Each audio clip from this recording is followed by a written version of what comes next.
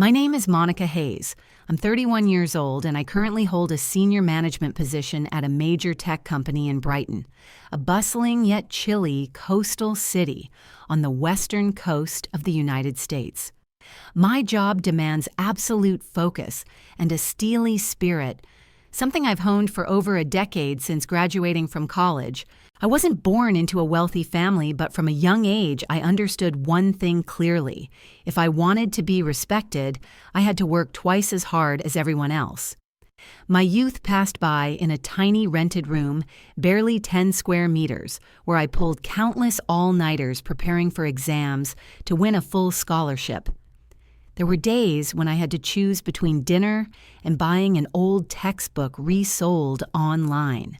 But all those sacrifices eventually led me to a solid position at an age when many people are still struggling to find their footing. At work, I was the one entrusted by leadership with key projects, the colleague everyone respected for my decisiveness and unwavering perseverance. My coworkers often called me Steel Monica. Not because I was cold, but because I was clear fare and never let personal feelings interfere with my job. But beneath that tough exterior, I knew I was still just a woman who longed to be loved, to be protected, and to have a warm hand hold, mine after a long and exhausting day. I had a few relationships, but they were all short-lived. Part of it was because I was too busy. But another part was that not every man could handle having a girlfriend who was more successful, who earned more money. One of them even bluntly told me, "You make me feel inadequate." I laughed it off, but that night I sat in front of the mirror for hours weighed down by emotion. I didn't understand what I had done wrong. Then one early spring afternoon, when the air still carried a bit of chill and the typical drizzle of Brighton, my best friend Rachel invited me to her husband's birthday party. I had no intention of going. I had just wrapped up a string of back-to-back meetings, and squeezing into a crowd of strangers was never my idea of fun. But Rachel pleaded. "Just 1 hour. You're my bridesmaid, remember? Don't say no like that." In the end, I reluctantly agreed, and at that party I met Ryan. He wasn't the kind of man who turned heads. He didn't stand out, didn't talk much, and didn't try to impress anyone. But his gentle, sincere smile made me feel strangely at ease. "You're Monica, right?" he asked, as he approached, while I stood alone with a glass of wine in hand, eyes gazing out at the rain-speckled window. I nodded, slightly surprised. "How did you know Rachel said if I saw a beautiful woman standing quietly like she regretted coming to the party, that would be you?" I burst out laughing, the first laugh I had in weeks of stress. We talked the entire evening naturally, sincerely without pretense. Ryan worked in HR consulting, was the same age as me, and had also gone through a few broken relationships. We shared our views on life, chatted about random things, and eventually exchanged numbers. I didn't think much of it at the time. I just felt a sudden lightness in my heart. From that day on, Ryan started texting me every morning, checking in after long meetings, even sending me cute puppy videos. Just because he knew I used to have a golden retriever as a child, I began to look forward to those messages. And after 2 months of getting to know each other, Ryan said he wanted something serious. I didn't believe in fairy tales. But when Ryan said, "I don't care if you make more money, if you're more successful, or if you come home late, I just need to know if you're happy when you're with me," my heart skipped a beat. I nodded. A year later, we got married. I thought I had finally found happiness. But I was wrong. Completely wrong. Our wedding was simple, yet cozy, held in a small garden in the northern part of Brighton, where we had our first date under the March drizzle. It wasn't glamorous like in the movies, but for me that moment was enough. Because the man standing next to me had walked with me through the darkest days. Ryan's parents, Philip and Catherine, surprised me with their warmth and approachability. Catherine gave me a hand-knitted scarf, a little gift for my daughter-in-law who works in an office. It must be cold in there. Philip often teased Ryan. "This boy is lucky to have married such a smart and strong woman." I used to laugh at those family dinners. I thought maybe, just Maybe I had found a truly kind family. After the wedding, Ryan moved into my 2-bedroom apartment in the city center close to work near the park and only 15 minutes drive from my office. Our early days as a married couple were peaceful. We cooked together on weekends, shared chores, and every night before bed, Ryan would place his hand on my forehead and whisper, "Sleep well." My love? But then one October evening, just after I returned from a business trip to Crescent City, Ryan suddenly said, "I need to talk to you about my parents." I kicked off my shoes, feet aching from a long day of travel. "What is it? My dad has high blood pressure, and lately my mom's been forgetful. I'm really worried." I nodded sympathetically, "But their house is quite far from here." Ryan hesitated, then said something that stunned me. "I want us to move in with my parents, or at least renovate their old house into a dual living space." I looked up. "You mean move there permanently, or just live nearby?" "The old house is spacious with a backyard and solid foundation. If we renovate it, we can have our own private space, but still be close enough to care for them. I've asked a friend in construction, estimated cost is about $100,000. I sighed. It wasn't that I was selfish. I understood filial duty. But the idea of giving up our private life to live next to my in-laws, even with a wall in between, gave me pause. Ryan seemed to read my mind. "I know what you're worried about, but no one's expecting you to be a traditional daughter-in-law. My parents are easygoing. They truly like you." I didn't answer right away. I asked for time to think. For the next week, the idea was like a pebble in my shoe, not large, but just enough to make every step uncomfortable. Eventually, after a dinner with Ryan's parents, I nodded in agreement. Catherine's eyes welled up. "Thank you, Monica. I know this isn't easy for you," I smiled, but deep inside, a vague, nameless unease began to stir. A few weeks later, we began working with the construction team. They designed 2 separate living spaces connected by a shared hallway with a locking door. From the outside, it looked like a duplex, but inside it was 2 different worlds. Ryan was incredibly excited, choosing tiles, paint colors, planning the garden. As for me, I gradually felt like I was stepping into a project I didn't fully control. I did attend the meetings, but the major decisions from loans to materials seemed to come from him and his parents. One evening, while reviewing the detailed budget, I asked, "So how are we splitting the costs? How much are we putting in and how much are your parents contributing?" Ryan paused. Then after a long silence, he quietly said, "I was hoping you could front the money. My parents have been struggling financially lately." I sat up straight. "You mean I pay for everything?" He held my hand. "Not everything, just help out for now. I'll pay you back gradually." I didn't say anything more, but inside me, a door quietly creaked open. And behind that door, there was no light. I nearly dropped the glass of water in my hand when I heard Ryan say the number. "Say that again." I tried to keep my voice calm. $140,000 for what my dad once invested in a coffee shop chain. He replied softly, but it failed. Then he took out another loan to make up for it, and it just kept spiraling. Now the house is on the verge of foreclosure. I only found out when everything was nearly done being built. Ryan didn't dare look me in the eye. I didn't mean to hide it. He said, "I just thought I could handle it. But now, if we don't act soon, they'll lose the house." I fell silent. A wave of numbers and worst-case scenarios hit me like a storm. I had already spent nearly $85,000 on the renovation. Now there was this massive debt on top I had gone too far to turn back. "What do you want me to do?" I asked, my voice low. Ryan took my hand. "I know this is a big ask, but only you can save them right now. What about you? I'll pay you back gradually, I promise." I smiled faintly, not from joy, but because at that very moment I realized I was no longer a wife. I was just a financial solution. But I still loved him, or at least I thought I did. So I nodded. I withdrew $70,000 from my savings account, made a direct transfer to cover most of the debt. For the rest, I set up monthly payments, keeping every receipt and invoice documented. Catherine.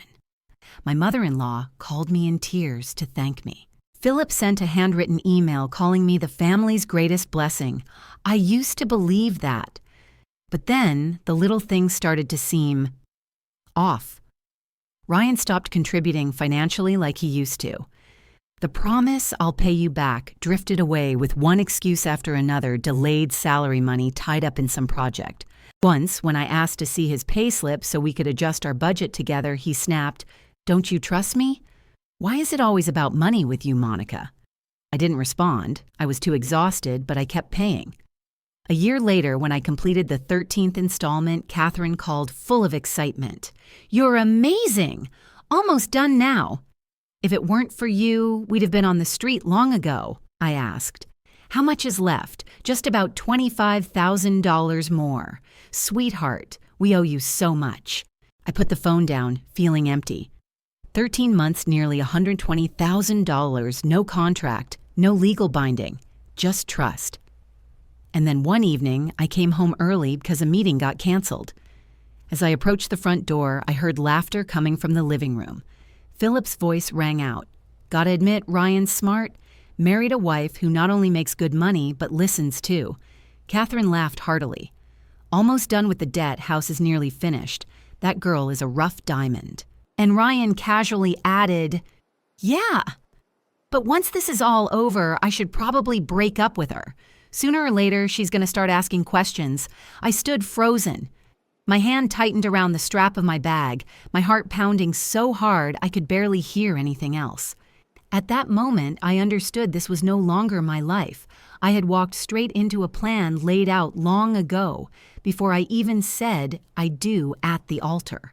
From that day forward, I was no longer Monica Hayes, the woman who laughed at dinner, who believed in hugs and quiet forgiveness. I didn't scream. I didn't confront. I chose silence like a calm surface, hiding the storm beneath. I still paid the debt on schedule, $5,000 a month from my salary and savings. The renovation bills kept coming in like a background score to an ongoing joke. Tiling, invoices, paint costs, new windows for the shared hallway, all under my name. Ryan's smile didn't change. Every evening he still asked what I wanted to eat sometimes, hugging me from behind as I cooked, resting his chin on my shoulder and whispering, "Thank you, Monica. You've done so much for this family." I nodded, but inside I felt nothing. I started quietly checking his finances. One Saturday afternoon, while he watched football with Philip, I opened my laptop and reviewed every income document he had ever given me, and suddenly realized, since we got married, I had never once seen an actual payslip. The last time I asked, he put down his coffee and said irritably, "You think I'm hiding something. You already know my salary's low." Why ask? I didn't respond. But I knew something was wrong. I kept paying, kept shouldering everything. By that point, I had spent over $110,000 on the house and his family nearly all the money I had saved over 6 years. The strange part, Ryan still had enough to buy limited edition sneakers, the latest phone, and even went on a weekend fishing trip with all new gear. I didn't know where the money came from, but it definitely wasn't from me. Once I gently asked, "Could you be more transparent about your finances so we can manage together since I'm covering everything right now?" He paused for a few seconds, then said, "You're the one who's good at this, so you do it. I'm not forcing you. If it's too much, stop doing it."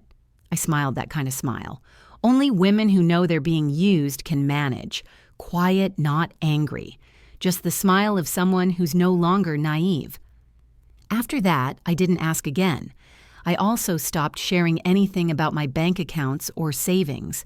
But I began to document everything. Every debt payment, every materials invoice, every message Ryan sent, asking for just one last favor. I didn't know what I'd use that information for, but I believed the time would come. My in-laws still acted as if they adored me, still called me the family's little angel, still brought homemade apple pie on weekends, as if they didn't realize the person carrying all their debt was me. They didn't know I had heard that conversation that night.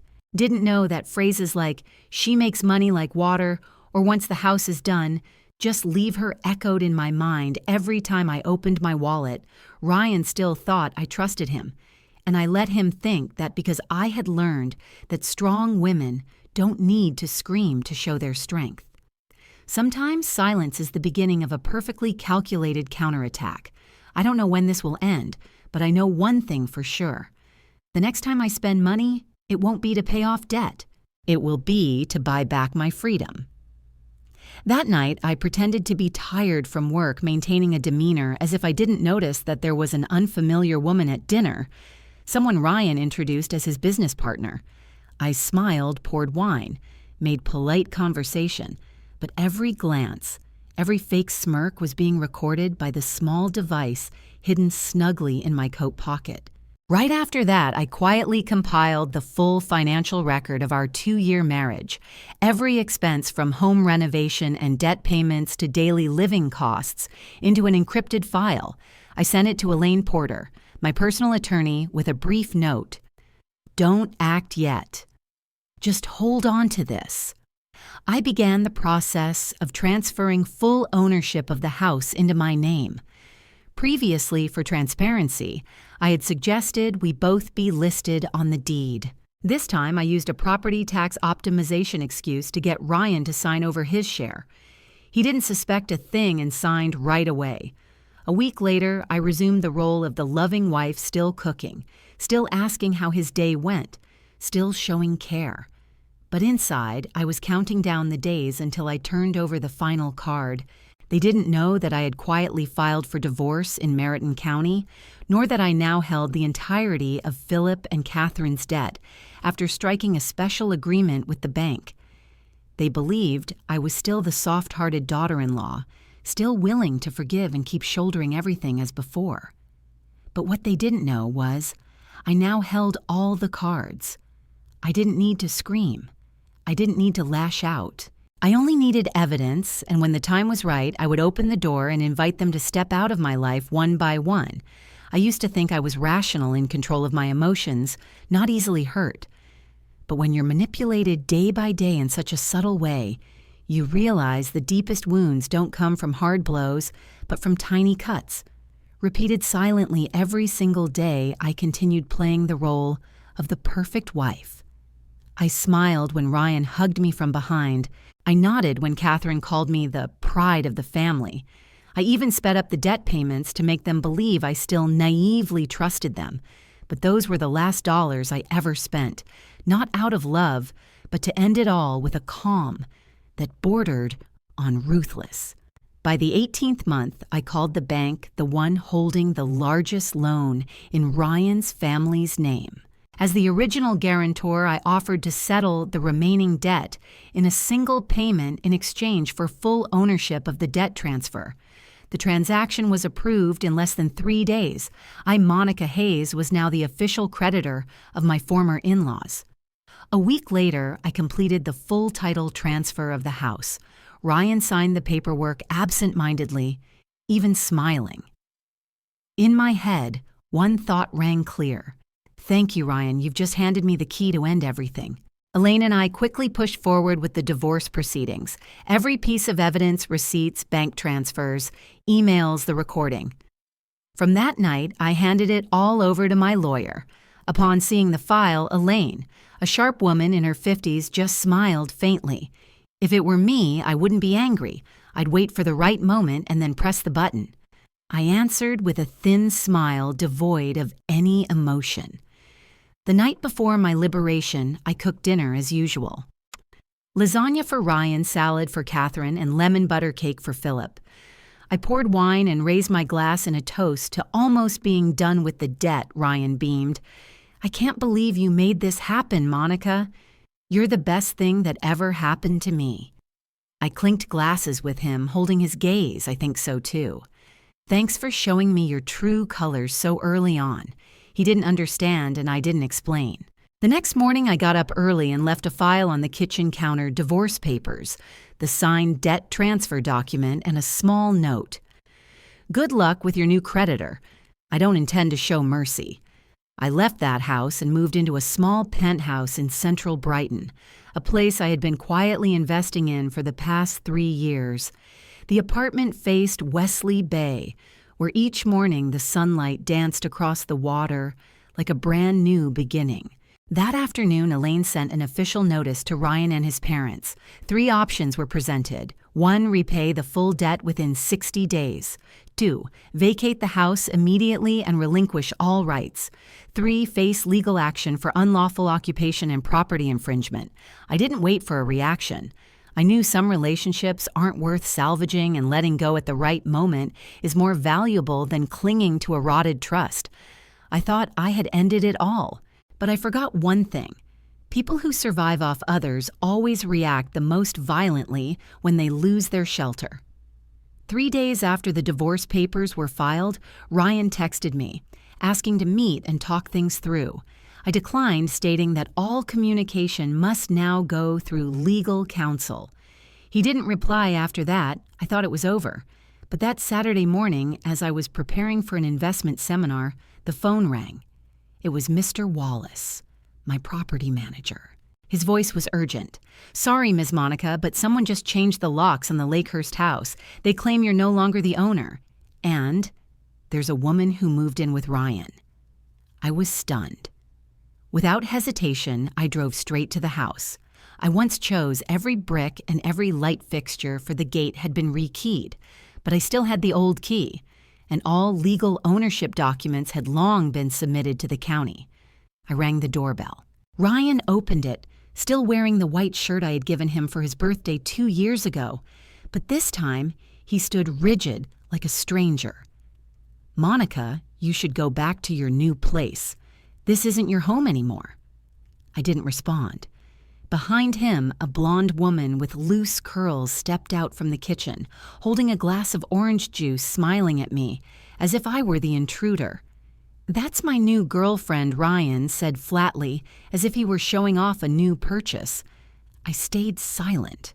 Then he added, his voice calm. "My parents said, if you want to stay, there are some conditions." I raised an eyebrow. "Conditions? Yeah, you'll need to pay rent.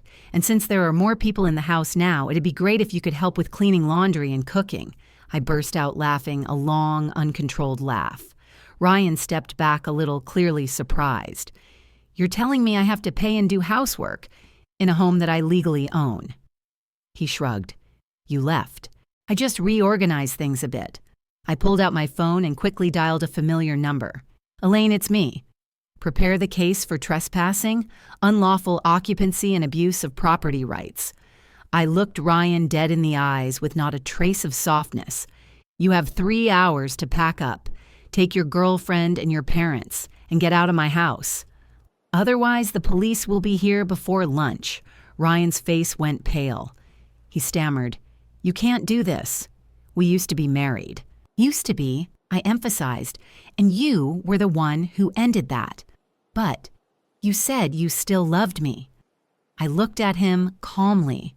I said a lot of things, but I never said I was stupid. I turned around and walked out of the gate. I once called home, feeling as if I had just shed a weight that had burdened my shoulders for the past 2 years.